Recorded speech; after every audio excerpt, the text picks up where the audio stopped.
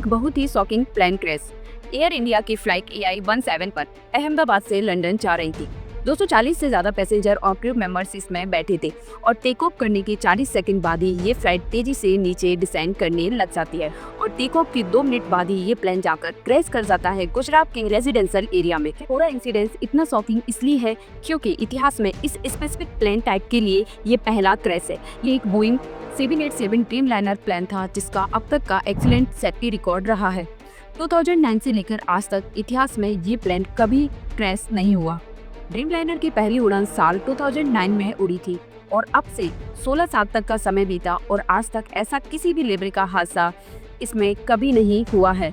हम जानते हैं बोइंग ऐसी कंपनी का एक बहुत ही खराब ट्रैक रिकॉर्ड रहा है पिछले कुछ सालों में, जैसे कि उनके प्लेन टाइप V737 मैक्स इसमें कई तरह की मैन्युफैक्चरिंग डिफेक्ट देखे गए और कुछ प्लेन क्रैश भी देखे गए थे पिछले कुछ सालों में, लेकिन ये वो वाला प्लेन नहीं था।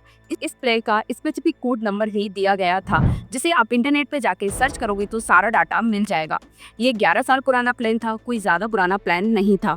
ड्रीमलाइनर की लाइफ स्पान 20 से 30 साल तक होती है।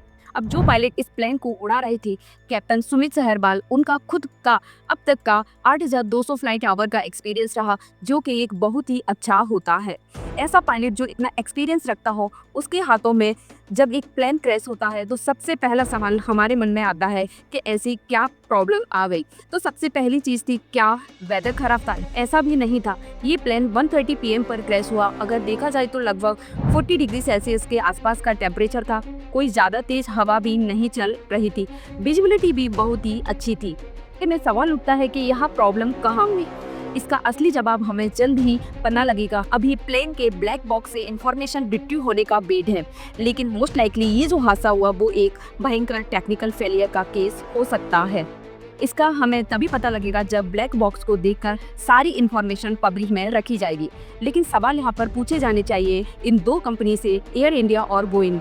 और इस प्लेन क्रैश में हमने अपने टेक्निकल क्रू, कैबिन क्रू और 240 पैसेंजर और जिन डॉक्टर्स को खोया है उनकी फुलफिलमेंट हम कभी नहीं कर सकते। गॉड उनकी सोल को शांति दे और उनकी फैमिली को हिम्मत दे।